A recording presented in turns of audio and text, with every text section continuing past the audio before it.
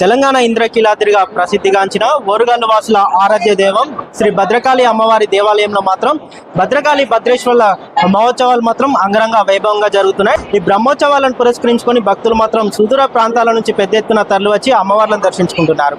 బ్రహ్మోత్సవాలలో భాగంగా అర్చకులు సైతం వివిధ రకాల పూజలతో పాటు వివిధ రకాల కార్యక్రమాలు కూడా నిర్వహిస్తున్నారు. నేటికి 2వ రోజు చేరుకున్నాయి. ప్రస్తుతం మనతో మాట్లాడేందుకు ఆలయ అర్చకులు నాగరాజు గారు ఉన్నారు.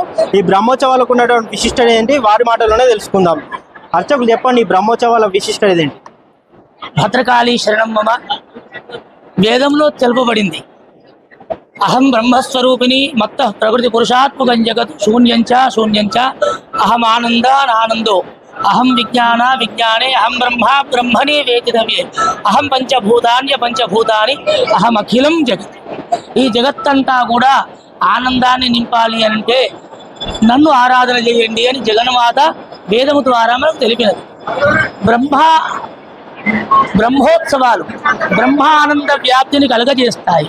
ఎక్కడైతే ఆనందము నిండుకొని ఉంటుందో అక్కడ సకల ఐశ్వర్యములు, ఆయుష్, ఆరోగ్యము అన్నీ కూడా సిద్ధిస్తాయి.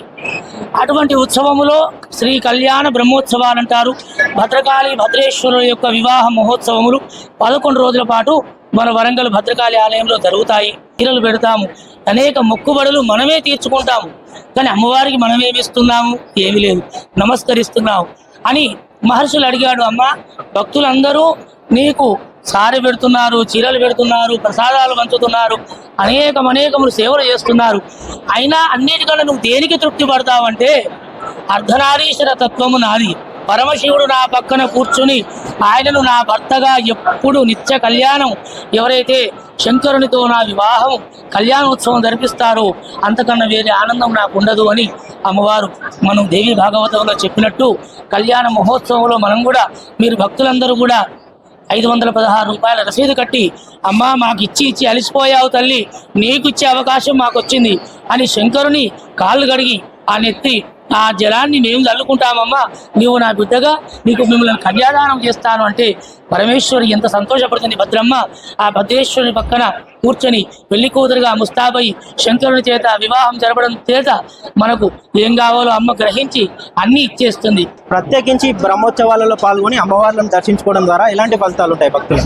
ఎక్కడ ఆనందం ఉంటుంది అంటే పార్వతీ పరమేశ్వరుడు వాగర్ధాజో సమృద్ధౌ వాగర్ధ ప్రతిపత్తయే జగత పితరో వందే పార్వతీ పరమేశ్వరు. జగత్తుకు తల్లిదండ్రులు పార్వతీ పరమేశ్వరులు కాబట్టి వారిని పూజిస్తేనే ఆనందం కలుగుతుంది. మరి ఏంది కళ్యాణ బ్రహ్మోత్సవాలలో ధ్వజారోహణం జరుగుతున్నది, అనేక ఉత్సవాలు, అనేక పారాయణాలు, అనేక హోమాలు జరుగుతాయి.